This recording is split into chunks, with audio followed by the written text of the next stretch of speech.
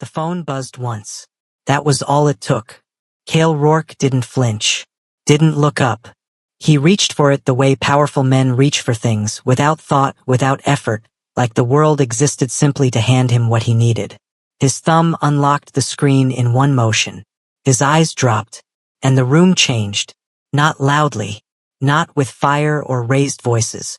The room changed the way a window cracks before it shatters. A thin, almost invisible line running straight through everything. Saris Vale was standing across the table, 7 months pregnant, one hand resting on the marble counter, the other pressed lightly against his stomach. He wasn't staring at Cale. He was watching the city. 63 floors below, the skyline burned gold and cold at the same time, the kind of beauty that doesn't care if you're happy. The champagne on the table was untouched. 2 glasses. Cale had poured them before the call came in earlier, before his expression closed. Saris hadn't drunk from his glass. He never did anymore. He noticed the buzz. He noticed the stillness that followed. And then, because the black glass table between them was polished to a mirror finish, Saris saw it. Not on purpose. Not by searching. The screen's reflection caught the edge of the message.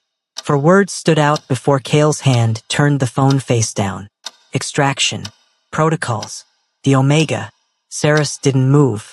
Didn't speak. He kept his eyes on the skyline like he hadn't seen anything, because his body understood danger before his mind finished processing it. And danger in this room meant stillness. Stillness meant survival. Extraction protocols, Saris said quietly. From what? The air went solid. Cale looked up, and that was the moment, that single second before he answered, where Saris understood that whatever came next had already been decided. Not in the last 5 minutes. Not tonight. The decision had been made before the champagne was poured, before the lights dimmed, before Cale had reached for the phone at all. Cale spoke. Fast. Controlled. He used words like data leak and compromised and security risk. He used them the way attorneys use words, arranged to protect, not explain. There was no warmth in the delivery. No hesitation that looked like love. This matters. What Cale chose in that moment, composure over comfort, that was the real message. Saris's hand pressed harder against his stomach. The baby moved. A slow, turning shift like even the child felt the temperature drop. The door opened. 2 men entered. Broad shoulders. Dark suits. Men Saris had seen for years. Men who used to nod in acknowledgement when he passed, who held elevator doors without being asked. They didn't nod now. One of them said, "Sir," not to Saris, to Cale. And Cale said nothing. Phones appeared from jacket pockets. Not security phones. Personal ones. Someone in the far corner raised one toward Saris. Recording. The light on the screen caught Saris's eye for half a second and he looked away. He noticed who didn't meet his eyes. Every man in that room. Men who had sat at this same table, eaten from this kitchen, accepted invitations extended in Saris's name. Every one of them found somewhere else to look. The window. The floor. The middle distance where guilt likes to hide. Hi viewers. If someone you trusted chose silence while you were being humiliated in public, what would you have done? Drop your answer in the comments, I want to know. Cale didn't stop what was happening. That is the part that cut deepest. Not the accusation. Not the message. Not the men in suits who positioned themselves on either side of Saris with the practiced ease of people who had done this before. It was Cale's silence. Deliberate. Chosen. Saris straightened. Both hands moved to his stomach. He picked up nothing from the counter. He asked for nothing. He looked at Cale one time. Not with anger, not with tears. Just a long, steady look that said, "I see exactly what this is." Then Saris walked toward the door. The men fell into step behind him. An escort. Public. Unhurried. Like a verdict being carried out. And Cale stood at the table and watched. The penthouse door opened into the private hallway. The elevator at the end of it was already waiting. As the doors slid open and Saris stepped inside, he turned, just once, back toward the room. Cale wasn't following. The doors closed, and somewhere between the 63rd floor and the lobby, Saris realized this was no longer about a message. This was about what the message revealed. Not about a leak. Not about security. About who Cale chose to believe, and who he chose to let walk out of a room without a single word of defense. The elevator descended. Saris didn't cry. He counted floors instead, and somewhere around the 30th, his phone buzzed. Not a call. Not a message from Cale. A legal notification from a firm he had never contacted. The elevator hit the lobby and the doors opened into cold marble and low light. Saris walked out. The two men behind him kept pace, close but not touching, which was somehow worse. Like they were managing him. Like this was a procedure. The lobby attendant at the front desk looked up, then looked down just as fast. That told Saris everything about what information had already moved through this building before he even reached the ground floor. Outside, the city was loud. Horns. Late-night foot traffic. Someone laughing across the street. The world entirely unbothered. Saris stopped on the sidewalk. The men stopped too. One of them, the taller one, jaw like a concrete block, said, "A car is waiting." Saris didn't respond. He looked down at his phone. The legal notification was still there. A sealed digital header from a firm called Drayson Holloway and Associates. Not Cale's attorneys. Not the syndicate's legal team. Someone else entirely. He pocketed the phone. The car was black. Long idling at the curb like it had been ordered an hour ago. This is important. That car being there, already waiting, meant Cale had planned this before the message was even shown to Saris. Before the confrontation in the penthouse. Before the champagne that never got touched. Saris got in. Not because he was forced. Because fighting on a sidewalk at midnight with two trained men and a pregnant body was not a strategy. And Saris Vale had learned something very early in his life, that the people who scream loudest in the moment are usually the ones who lose the long game. The car pulled away from the building. Through the tinted window, Saris watched the tower disappear. 63 floors of power and curated silence. The penthouse lit up near the top like a signal. Like a lighthouse. Except lighthouses warn ships away from danger, and Saris had spent 2 years sailing directly toward it. Inside the car, no one spoke. The taller man sat in the front. The second one sat across from Saris, close enough to observe but far enough to appear professional. Saris kept his hands folded over his stomach and stared straight ahead. His mind replayed Cale's voice. Fast. Controlled. There's been a data leak. Your access to financial systems has been flagged. Cale had said it like he was reading from a report. Not like he was talking to the person he had chosen. Not like he was talking to someone who was carrying his child. No tremor in the voice. No hesitation. No moment where love interrupted procedure. Saris had watched Cale's face closely in those 30 seconds. He had looked for something. The smallest signal that Cale didn't fully believe what he was saying. That somewhere behind the authority and the cold delivery, Cale was breaking. There was nothing.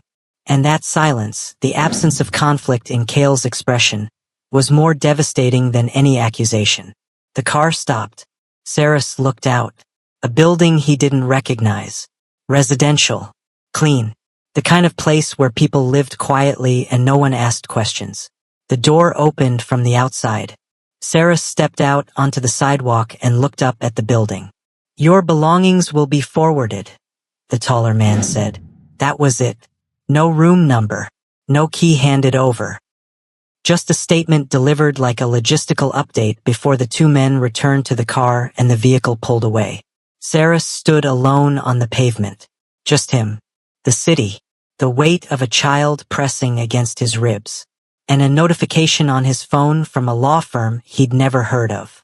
He looked up at the building again. A light was on in one of the second-floor windows. A stranger's life playing out behind glass, warm and ordinary, and completely separate from everything happening on the sidewalk below. Saris walked inside. The front desk handed him an envelope without asking his name. Inside was a key card. A floor number written on a folded slip of paper. Nothing else. He rode the elevator up alone. The room was plain, small, functional in the way that felt intentional, stripped of anything personal so that nothing inside it could belong to him. A bed. A window. A table. The smell of cleaning solution and quiet. Saras sat on the edge of the bed and didn't move for a long time. He wasn't waiting for Kale to call. He already knew that call wasn't coming tonight. What he was doing was much simpler and much harder. He was deciding what kind of person he was going to be on the other side of this. He opened the legal notification again. Drayson Holloway and Associates. Omega Protective Services Division. The first line read, "Your rights under Statute 7, Omega Autonomy and Asset Protection, have been pre-registered on your behalf by a third party." Saras read that line 3 times. Pre-registered. By a third party. Someone had moved before tonight. Someone had known this was coming before Saras had any idea it was possible. He set the phone face down on the table. Outside, the city hummed. Somewhere above it all, a penthouse window still glowed. And somewhere in that building, in that room, Kale had made a choice that he likely believed was right. Logical. Efficient. What Kale didn't understand was that love doesn't survive being filed under protocol. Saras lay back on the bed, one hand on his stomach, and stared at the ceiling. The baby turned again. Small. Steady. Unbothered by everything the world above was doing. Days would pass before Saras understood the full shape of what had just begun. But tonight, alone in a plain room with a keycard he didn't ask for and a legal notice he didn't send, Saras made a decision. He would not defend himself publicly. He would not beg. He would not reach out. What happened next would speak for itself. The elevator down the hall dinged softly. Saras turned his head toward the sound. It wasn't Kale. It was never going to be Kale. Morning came in without permission. Gray light through thin curtains. The hum of the city doing what it always did. Moving, grinding, continuing on without waiting for anyone to recover. Saras was already awake. He had been awake since 4. Not anxious, just conscious. There's a difference. Anxiety spirals. Consciousness simply stays with you. Steady and heavy like a stone you learn to carry because putting it down isn't an option. He dressed slowly. His body moved differently now. The pregnancy made everything deliberate. No rushing, no sharp turns, no pretending he could move through the world the way he used to. He checked his phone. 41 notifications. None from Kale. He locked the screen without reading them. He needed to leave the building. Not for any specific reason. Just because staying in a room someone else chose for him felt like accepting a condition he hadn't agreed to. And Saras Vale did not accept conditions silently. He moved through them, around them, out of them.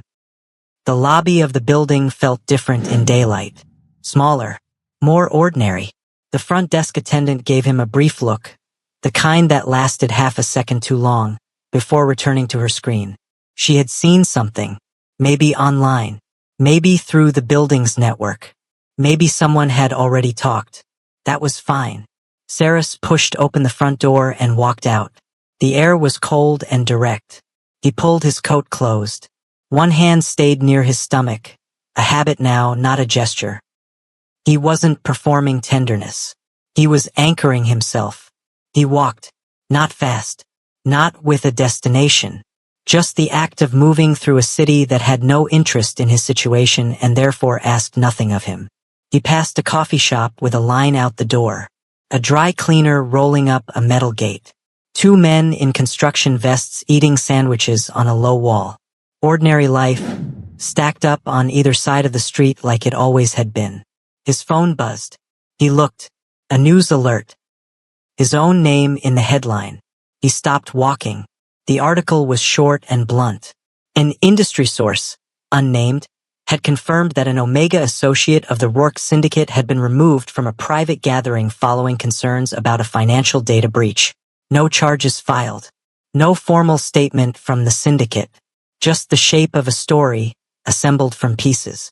The photo they used was from 14 months ago. A fundraiser. Sarah standing slightly behind Cale, hand resting at the small of Cale's back, the way you stand next to someone you trust completely. The comments were already moving. Saras didn't read them. He pocketed the phone and kept walking. 2 blocks later, he stopped in front of a small park. Just a square of benches and bare winter trees with a low iron fence running along the edge. He sat down on the nearest bench. The baby moved. Not sharp, not alarming. Just a slow pressure shifting from one side to the other. Present. Unmistakable. Saras pressed his hand flat against his stomach and sat still. This is what no one talks about. When everything above is collapsing. The accusations, the exposure, the careful public unraveling. Life just keeps moving forward inside you. The child doesn't pause for the scandal. The body doesn't wait for the conflict to resolve before continuing its work. And something about that was grounding in a way Saras couldn't fully explain. He was not alone. He hadn't been alone since before any of this started. He sat on that bench for 20 minutes. No one reached out. Not Cale's brothers. Not the women who had smiled at him at syndicate functions for 2 years. Not the security staff who had once stood outside their shared apartment like a second wall. Not a single person from the life he had spent 2 years building inside Cale's world. Not one. The quiet that followed wasn't surprising. It was clarifying. He stood up and walked back toward the building. In the elevator, his phone buzzed again. Not an alert this time. Not Cale. A message from a number he didn't have saved. No name. Just a short line. Your appointment has been confirmed. Tomorrow, 9 a.m. Drayson Holloway and Associates. Your advocate will be Tamara Voss. Saras read it twice. Tamara Voss. He didn't know that name. But the message came from the same thread as the legal notification from last night, the one about pre-registered Omega protections. The one filed by a third party he still hadn't identified. The elevator opened. Saras stepped out into the hallway. His room was at the end. Quiet, plain, temporary. He walked to it, sat at the small table by the window, pulled up the notification again and read every line of Statute 7 slowly. Omega autonomy and asset protection. He hadn't known this law existed. Not in detail. Not in the specific way that mattered. He had known, in a general sense, that Omega protections existed, the way most people know that safety nets exist without ever expecting to need one. He was reading it now like someone who needed every word. By the time the city darkened outside his window, Saras had read the full statute twice and taken notes on his phone. He ate alone, slept early, kept the curtains open so the city lights came in. And somewhere around midnight, just as he was close to sleep, he thought about Cale. Not with anger, not even with grief yet, just with the quiet, clinical recognition that the man he had chosen, the man who had chosen him back, had decided in the moment it counted most that evidence was safer than trust, that systems were cleaner than love, that the risk of being wrong about Saras was more manageable than the risk of being right. Saras closed his eyes. Tomorrow would begin something that Cale had no awareness of yet. Something quiet, something sealed, something that moved without announcement through the kind of legal channels that powerful men never bothered to learn, because they never expected to be on the wrong side of them. The baby shifted once more before Saras fell asleep. And somewhere across the city, in a penthouse still glowing 63 floors above the noise, a legal notification arrived in an inbox Cale wasn't watching. Not from Saras. From a court. A week passed. Then another. Cale did not come. No call. No message. No attorney with an envelope. No brother showing up at the building door with an explanation that was supposed to sound like care. Nothing. And the nothing, was what finally broke the last clean edge of what Saras had been holding on to. Not the message in the penthouse. Not the escort. Not the news article with the old photo. Those were events. Events have shapes. You can put a frame around an event and look at it from the outside. The nothing had no shape. It just kept arriving. Day after day. Patient and indifferent, the way a verdict is patient once it's been handed down. Saras went to his appointment with Tamara Voss. The office of Drayson Holloway was not what he expected. No marble lobby. No power art on the walls. A modest floor of a Midris building, clean and functional. People moving through hallways with folders and tablets, speaking in low voices. The kind of quiet that belonged to people who did serious work without needing anyone to witness them do it. Tamara Voss met him in a conference room. She was a tall black woman with close-cropped natural hair and eyes that measured things quickly and without performance. She shook Saras's hand once, firmly, and gestured to a seat. "I've reviewed the pre-filing," she said. "No preamble. No unnecessary warmth. Your protections are already in motion. I want you to understand the scope." Saras sat, folded his hands on the table, listened. Tamara laid it out clean and direct. The Omega Autonomy Statute had been invoked on his behalf by someone with intimate knowledge of his financial standing inside the Rourke Syndicate. Whoever that third party was, they had identified 3 trust structures registered in Saras's name, not Cale's, and initiated a legal freeze on those assets pending an audit. "Who filed the pre-registration?"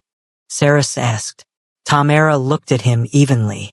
"That remains sealed at the filer's request. What matters is that the filing is valid. It was made before the removal event, and it gives you standing. Before the removal event. Someone had known. Before the penthouse. Before the message. Before Cale turned the phone face down on the polished table. Someone had known this was coming." Saras sat with that for a moment and said nothing. The rest of the meeting was details. Documentation. A timeline of next steps. Tamara walked him through each one without rushing, without softening, without adding emotion to the information. Saras respected that. He was tired of people managing his feelings. He wanted facts. He got them. He left the office and stood outside on the sidewalk in the cold air and let the information settle. The days that followed moved slowly. He did not contact Cale. He checked his phone less.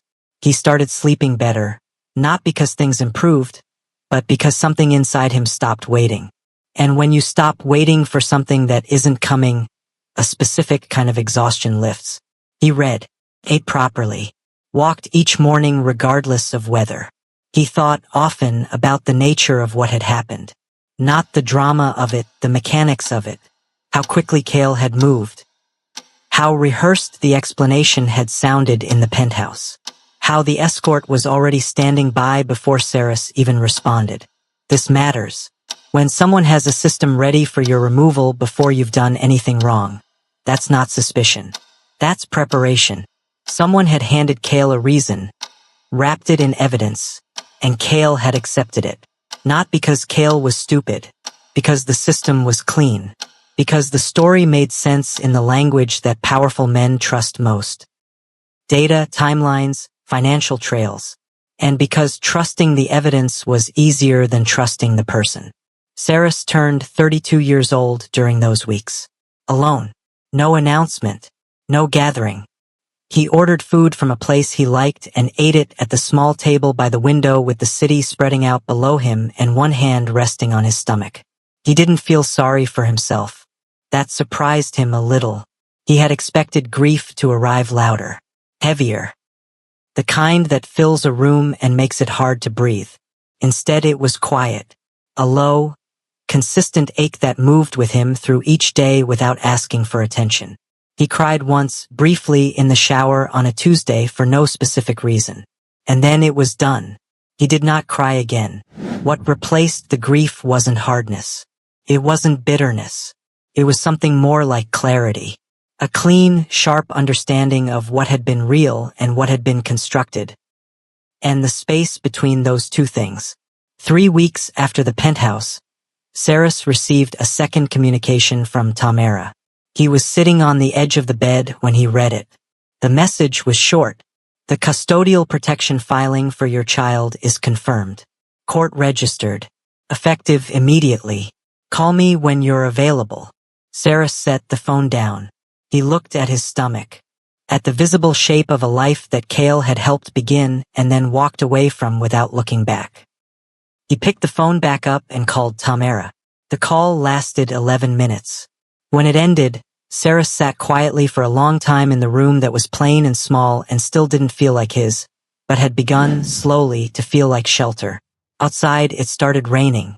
Somewhere across the city, a mid-level man named Darian Price, a fixer Saras had never met, had no knowledge of, and would only learn about later, sat in a parking garage with a phone in his hand and started to sweat. Because the numbers didn't align anymore, and someone somewhere had noticed.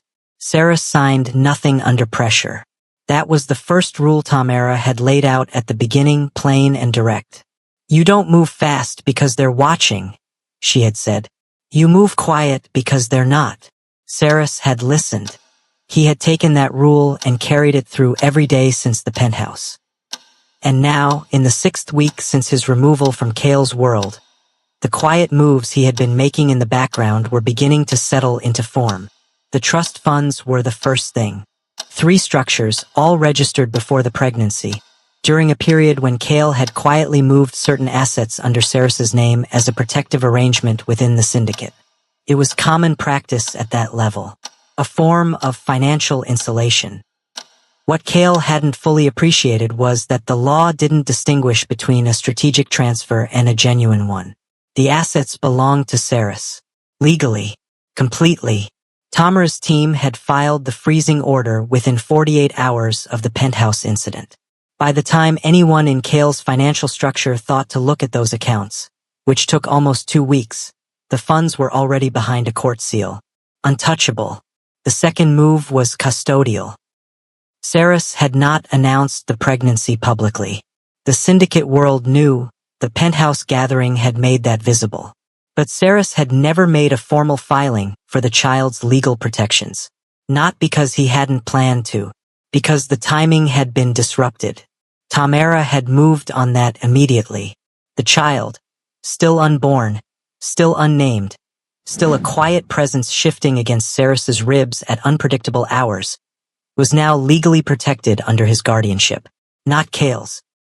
Not the syndicate's. Saras's alone. Unless a court decided otherwise. And courts moved slowly. Cale had not petitioned, had not reached out through attorneys, had not made any legal move regarding the child. That silence had meaning too. The third move was the most careful one. Saras had submitted a public statement, a single paragraph, through Tamara's office. Not to the media, not to anyone connected to Cale. To the Omega Rights Registry, a legal body that documented formal complaints of displacement without due process. He didn't name Cale directly. He didn't have to. The filing described a removal event. Pregnancy. A sealed legal notification from an unidentified third party. An escort without consent. An absence of due process. The registry logged it, filed it, forwarded it to 2 oversight bodies. No press. No drama. No audience. Just a record. Pause on that. Because this is where most people misread power. They assume it announces itself. It doesn't. The moves that matter most are the ones that get made in quiet rooms by people who understand that documentation outlasts performance. Saras sat in Tamara's office on a gray Thursday morning and signed 3 documents he read in full before touching the pen. Tamara watched him read. She didn't rush him. When he finished and set the pen down, she said, "You're covered on every front we can currently access." "And the third-party filer?" Saras asked. "Still sealed." "Still sealed," Tamara confirmed. "But I want you to understand, whoever that was knew your financial structure better than most people with legal access. That's not coincidence." Saras nodded. He had been thinking about that for weeks, turning it, looking at it from different sides. The only people with that level of detail were Cale's own inner circle, his attorneys, his financial team, and his brothers DeMarco and Zev Rourke, who shared the syndicate structure but operated their own spheres within it. Saras had spent 2 years in quiet proximity to all of them.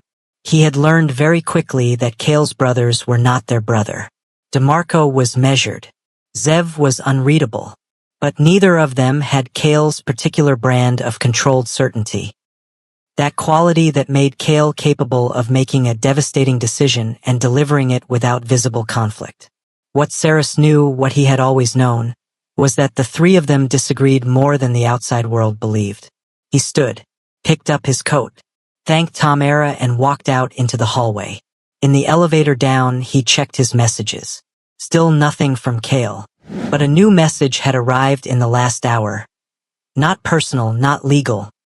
A forwarded internal brief from a source Tamara's team had flagged. A mid-level financial document. An audit request, marked confidential, tied to a transaction timeline overlapping with the date of Saras's removal. Saras didn't fully understand every line of it. He understood enough. The extraction order, the thing Cale had used to justify the removal, had a timestamp problem. The order had been generated 40 minutes before the message arrived on Cale's phone. 40 minutes before Cale discovered it. Saras stood in the lobby of Tamara's building and read that line again. 40 minutes. He thought about the penthouse, the champagne, the city glittering below. Cale reaching for his phone without thinking. Or with thinking. Or, and this is the part that made Saras's chest go very still, without knowing he had already been handed a preloaded conclusion. Someone had built the evidence, planted the timeline, triggered the discovery on schedule. And Cale, brilliant, controlled, dangerous Cale, had walked directly into it. Saras pocketed his phone and stepped outside. He did not feel sorry for Cale. He didn't feel nothing, either. What he felt was the specific weight of understanding a thing fully, not as a victim, not as a participant, but as a witness. Someone standing far enough outside the wreckage to see the full shape of it. He walked back toward his building. The baby was quiet today, settled.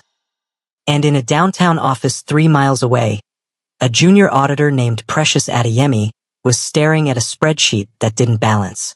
She had been staring at it for 6 hours. She had run the numbers 4 times. She picked up her phone. She did not call her supervisor.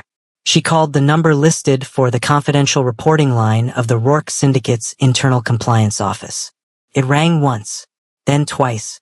On the 3rd ring, someone picked up. And the last stable piece of the lie that had sent Saras Vale out of a penthouse and into the cold. That lie began, slowly and without announcement, to come apart.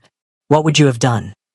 Stayed silent like Saras, or walked straight back to that penthouse and demanded answers? Drop your answer in the comments.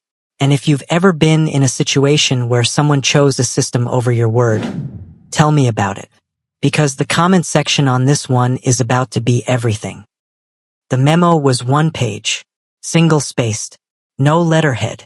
The kind of document that gets passed through unofficial channels because putting it through official ones would leave a trail nobody wanted to explain.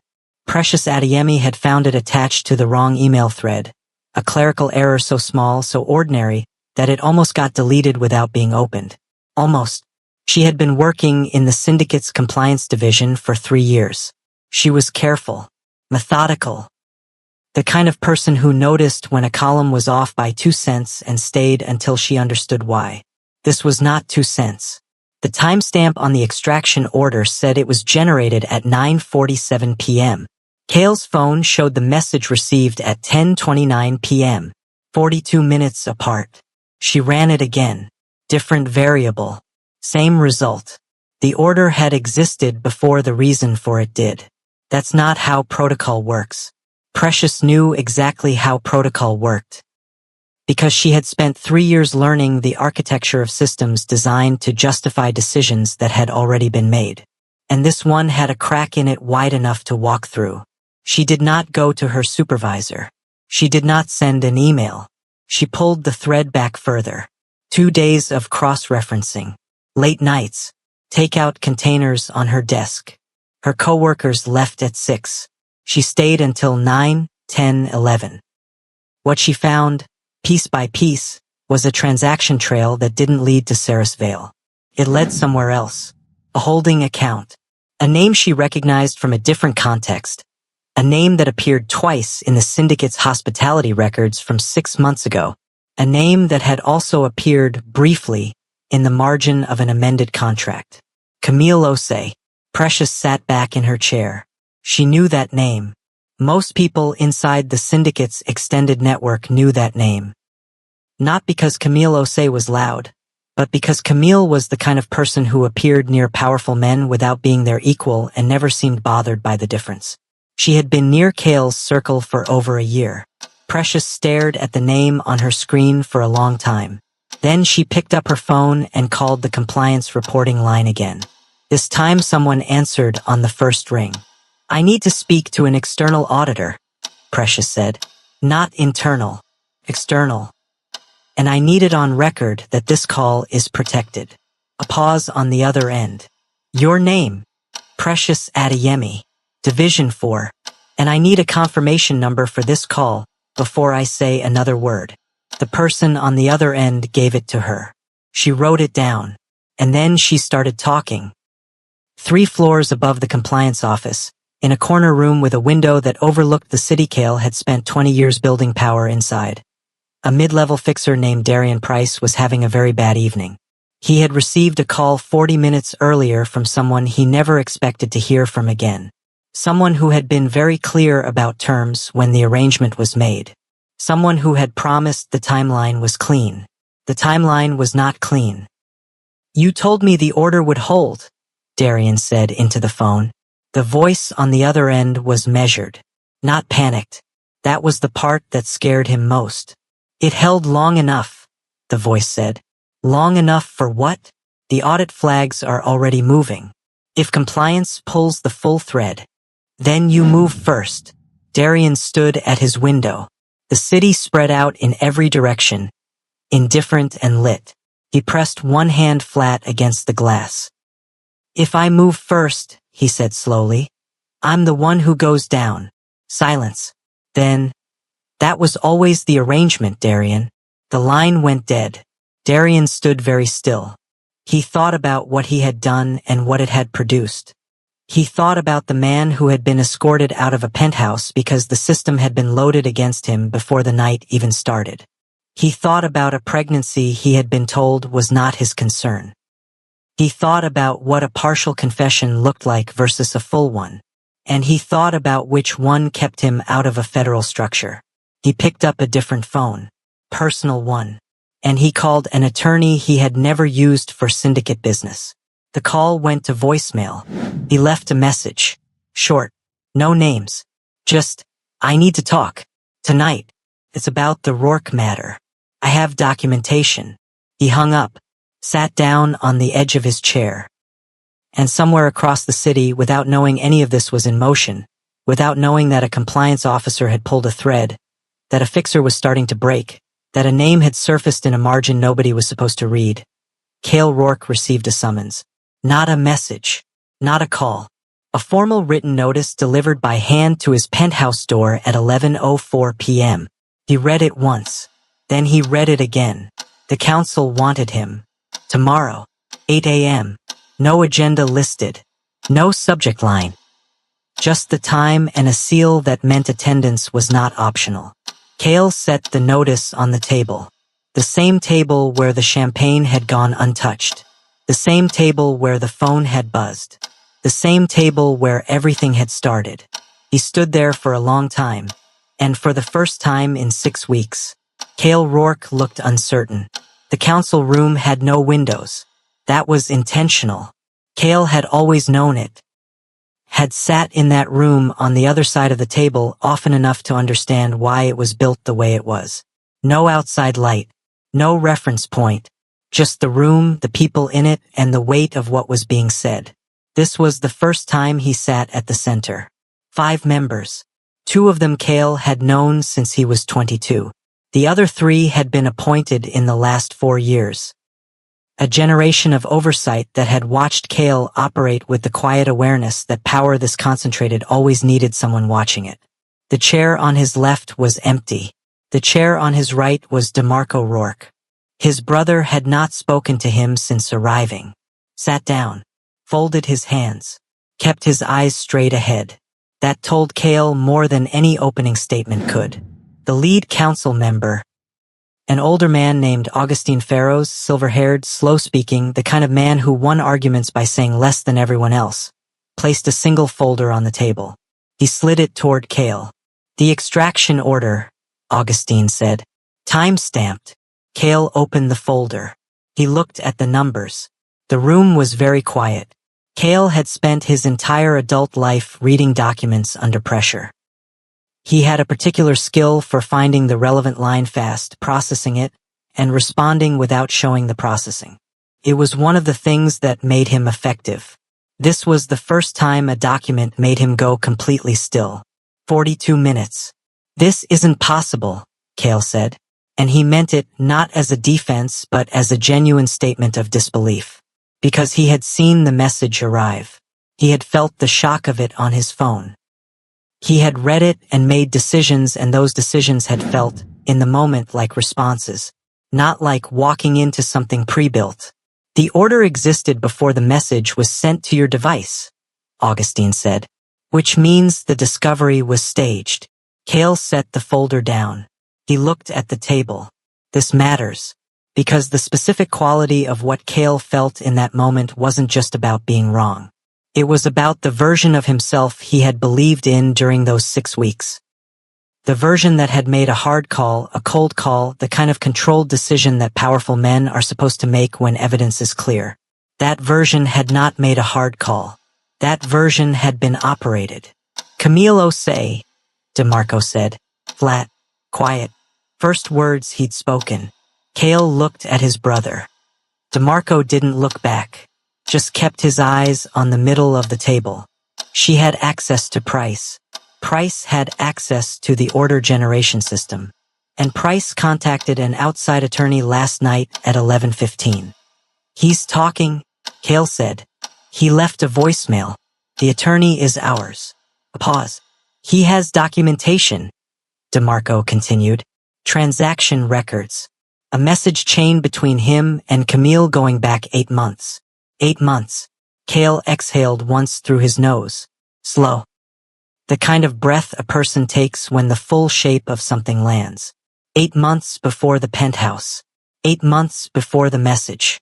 Someone had been constructing the floor beneath his feet for 8 months, and he had walked across it every day without once feeling the difference. Augustine spoke again. The council's concern is not the manipulation. That can be addressed through standard channels. The council's concern is the removal action you authorized. Cale said nothing. An Omega, pregnant, escorted from a private gathering on the basis of evidence we now know was manufactured. Removed without due process. Without independent review. I followed protocol, Cale said. You followed a protocol that had been handed to you, Augustine replied. There is a difference. The room stayed quiet. DeMarco finally looked at his brother.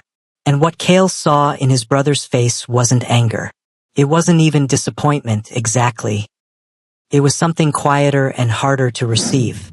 Recognition of something DeMarco had apparently understood before Cale did. He stopped waiting for you, DeMarco said. 2 weeks in. I had someone check. Cale felt that land somewhere specific. Not in his chest. Lower. Somewhere in the part of a person where the things they can't argue with live. Where is he? Cale asked. DeMarco picked up a pen and set it down. Safe. His attorney has been thorough. I want to. You can't just want to. DeMarco turned to look at him fully now. You understand that, right? You don't get to want to anymore. He has protections in place. Legal ones. You reach out on your own terms and it gets interpreted as pressure. That's where you are. Cale looked at the table again. The folder was still open in front of him. The timestamps still there. 42 minutes. 8 months. 6 weeks of silence that had felt like strategy and was actually loss. The council requires a public statement, Augustine said. Formal. Accepting responsibility for the removal action. Naming the manipulation. This week. Cale nodded once. Augustine closed his folder. The Camille matter will be handled separately. The meeting ended. Cale walked out of the council room into a hallway that felt different than it had an hour ago. The same building. The same lighting. But the quality of the silence had changed. He took the elevator down alone. In the lobby, he stopped. He pulled out his phone and opened his messages. Found Saris's name. The last message from Saris to him was from the night of the penthouse, before everything, when they were still just two people in a room above a glittering city. It was a 3-word message. Don't forget champagne. Cale stood in the lobby for a long time. He did not send a message. Not yet. He needed to say something publicly first. Something that couldn't be undone. Something that didn't ask for anything in return. He put the phone in his pocket and walked out into the morning. And somewhere across the city, in a quiet apartment with morning light coming through an open window, Saris Vale was reading the same compliance report that Tom Era had forwarded at 7 a.m., and understanding with absolute clarity that the truth had arrived. Not because he had chased it, because it couldn't hold its shape any longer. The press conference was not large. Cale had made it deliberately small. No syndicate backdrop. No security wall of suited men behind him. Plain room. A podium. Maybe 40 people, journalists, a few council representatives, 2 photographers. He had written the statement himself. No attorney review. No PR polish. He had sat at his kitchen table the night before with a legal pad and written it by hand, crossed things out, started over twice, and arrived at something that said exactly what needed to be said and nothing more. He stood at the podium and read it. No performance in the delivery. No tremor designed to signal remorse. Just words, spoken at a steady pace, in a room that got quieter as they landed. He started with the fact. An Omega partner, his Omega, he said that clearly, had been removed from a private gathering 6 weeks ago based on evidence he had accepted without independent verification. That evidence had since been confirmed as manufactured. The order had been time-stamped 42 minutes before it was supposedly triggered. A third party had constructed the data trail and delivered it through a fixer now cooperating with authorities. He named Camille Osei. The room shifted when he said the name. Small movements. A few people writing faster. One photographer repositioning. Cale kept reading. He said, the failure was not only the manipulation. The failure was the speed of his response. The absence of doubt. The choice to move on evidence rather than on trust, and the decision to let the removal proceed in public rather than handle it privately. He said, that decision caused harm that cannot be undone by this statement. He said, Saris Vale is not a person who required investigation. He is a person who required protection. And I failed that. He stepped back from the podium. Questions came fast. Several at once. He held up one hand. I'll take 2 questions, he said. After that, I'm done. The first question was about Camille Osei and the legal proceedings. He answered it briefly. Ongoing. Cooperating fixer. No further comment. The second question was the one Cale had known was coming. Have you reached out to Saris Vale? Cale paused. No, he said. A follow-up before he could step away. Why not? Cale looked directly at the camera. Because an apology that leads with what I need isn't an apology. I said what needed to be said publicly. What happens next is his decision. Not mine. He walked away from the podium. The room erupted behind him. Voices, questions, the sharp sound of cameras. He kept walking. His car was outside. DeMarco was already in it, which Cale hadn't expected. His brother was looking at his phone when Cale got in and said nothing for a long moment. It was good, DeMarco said finally. Cale didn't respond. I mean it. It was the right call. Keeping it clean. I don't need it to be good, Cale said. I need it to be enough. DeMarco looked at him sideways. Enough for what? Cale watched the building disappear through the rear window. Enough for him to know I'm not going to make this about me. They rode in silence for a while. Then DeMarco said, quietly, he watched it. Cale turned. I don't know how I know, DeMarco said. But I know. Cale didn't ask how his brother had access to that information. He had stopped asking DeMarco things like that years ago. He just sat with it. Saris had watched. He had sat somewhere, in that apartment DeMarco had confirmed existed, with the lease in his name only, and he had watched Cale stand at a podium and say out loud what the 6 weeks of silence had cost. And then what? That was the question that lived in the space after every clear, right action. And then what? The apology had been made. The truth had been named. The record had been corrected in the only way that meant anything, publicly, without defense, without caveat. And Saris was still in that apartment, still alone, still months along in a pregnancy that had continued without pause while the world above it decided what the truth was. Back at the penthouse, Cale sat at the kitchen table. The same legal pad from the night before was still there. Crossed out words, 2 false starts, the final draft torn off and used. He looked at it for a while. Then he picked up his phone. He opened the message thread with Saris. Scrolled to the top. Hundreds of messages. Years of ordinary things. Pick up milk on the way back. I'll be late. Look at the skyline tonight, it looks different. Fell asleep on the couch, don't let me stay there. He scrolled back to the bottom. The last message. Don't forget champagne. He started typing. Stopped. Started again. Stopped again. He sat there for a long time. When he finally sent the message, it was short. 4 sentences. No request.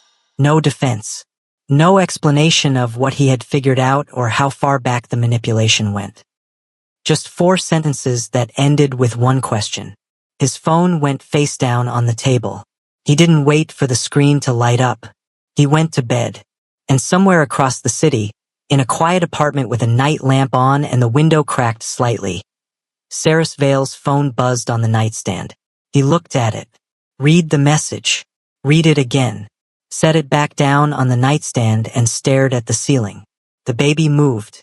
Saris pressed his hand flat against his stomach and stayed very still. He did not reply.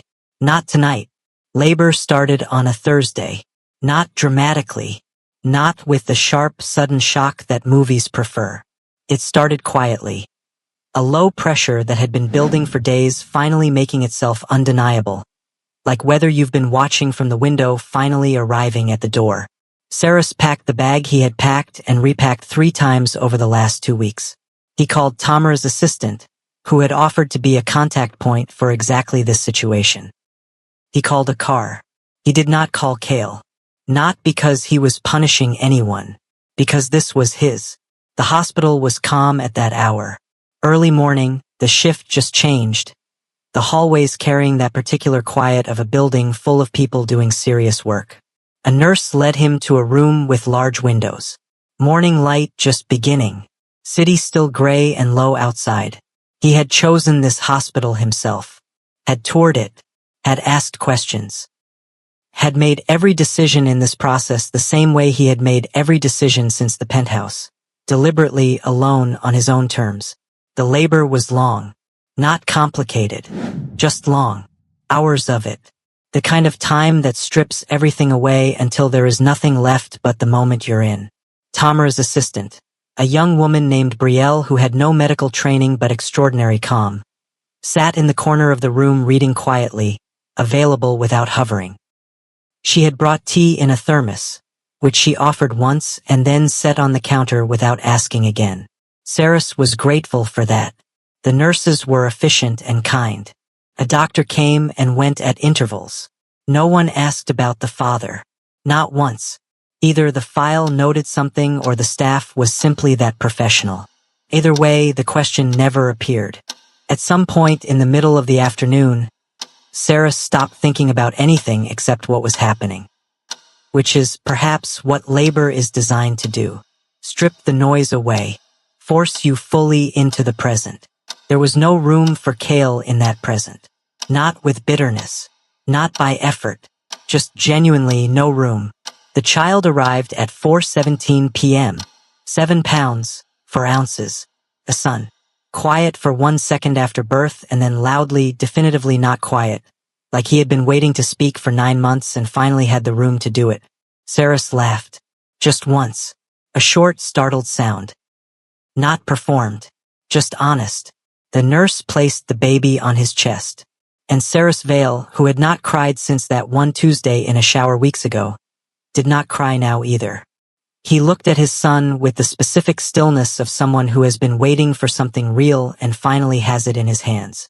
He named him Azza, not from a list, not from a conversation, from a name he had carried in the back of his mind for years, quiet and clean and his own. Azza Loren Vale. No hyphen. No second name attached. His Brielle texted something from the corner. Saras didn't ask what or to whom. He was busy. He held Azza against his chest and watched the light change in the window. The city outside shifting from afternoon gray to the beginning of dusk. The first few lights of the skyline appearing one by one like they always did. Steady. Indifferent to events below. The room stayed quiet. And in that quiet, with his son breathing against his chest and the city doing what cities do, Saras felt something settle inside him. Not happiness exactly. Not relief. Something more solid than either of those. Arrival. The sense of having moved through something and come out on the other side still whole. Still yourself. Still standing. He had not lost the thread of who he was. He had, in fact, held on to it through the worst of it. Through the escort, the empty weeks, the legal filings, the silence, and brought it here to this room, to this moment. His phone was on the table beside the bed. He glanced at it once. Kale's message from 2 nights ago was still unanswered. He would get to it. Not tonight. Tonight was only Azza. Later, after the room quieted further and Brielle had slipped out and Azza was asleep in the bassinet beside the bed, Saras lay back against the pillow and looked at the ceiling. He thought briefly about what he would say when the time came. Not what Kale deserved. Not what was owed. What was true and what was useful, and what would allow them both to move forward in a way that served the child sleeping 3 feet away. That was the only lens that made sense now. His phone lit up. Not a call. A message from a number he recognized, DeMarco Rourke. Not Kale. DeMarco. It said, "Congratulations. He asked me not to reach out. I'm reaching out anyway. I hope you and the baby are okay." Saras read it twice. Then he set the phone face down and smiled. Small. Private. The kind of smile that doesn't need an audience. He closed his eyes. And on the other side of the city, in a penthouse that had been quieter than usual for 6 weeks and showed no signs of filling back up, Kale sat with his phone in his hand and did not know yet that his son had arrived. But he was about to. The meeting was Saras's idea, not Kale's, not the attorney's, not a mandate from the council or a condition of the custody arrangement. Saras called Tamara 3 days after leaving the hospital and said, "Set up a meeting. Private. No attorneys present." Tamara had paused. "You're sure?" "Yes." "He's been very careful about not pressuring contact." "I know," Saras said. "That's why I'm calling." The meeting was arranged for a Saturday morning.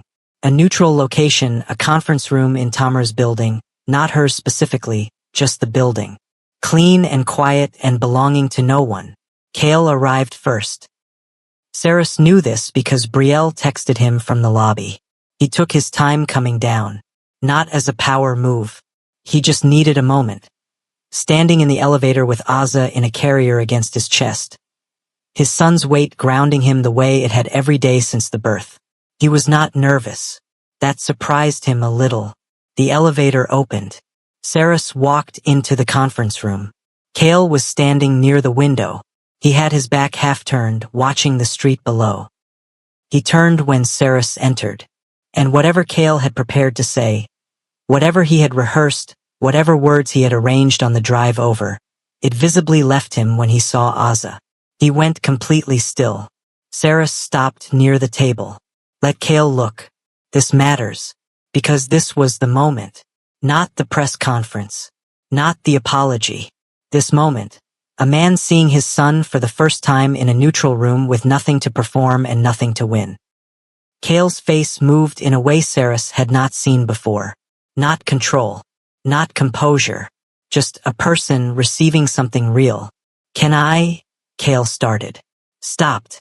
"Yes," Saras said. Kale crossed the room slowly. He looked at Azza the way people look at things they don't trust themselves to touch, carefully, fully, like the looking alone has weight. His name is Aza, Saris said. Kale repeated it quietly, almost to himself. Aza. A long moment passed. Then Kale stepped back, looked at Saris directly. And without preamble, without warm-up, he said, I don't have anything left to explain. I've said what I said. Publicly. I know what it cost. Saris looked at him evenly. What I want, Kale continued, is whatever you're willing to offer, in terms of being his father. Whatever that looks like in your terms. Saris sat down at the table. Kale waited. I forgive you, Saris said. Kale's jaw shifted. Not because what happened was small, Saris continued. It wasn't. And not because I'm past it. I'm not all the way past it yet. But I know who built the trap, and I know you walked into it because you were trained to trust systems over people. And that's a problem, but it's not the same thing as being a bad person. Kale sat down across from him. Slowly. The reconciliation, Saris said. That's not something I can give you. Kale didn't flinch. I know. We are not going back to what we were. I need you to understand that isn't a punishment. That's just what's true. I understand, Kale said. And he meant it. Saris could tell by the way he said it. No resistance. No negotiation. Just receiving it. What we can build, Saris said, is something that works for him. He adjusted the carrier slightly. Aza stirred, then settled. Consistent, honest, protected from whatever the syndicate's world carries. I'll need guarantees in writing. Tamara's team has a framework. I'll sign it, Kale said. Today. Saris nodded.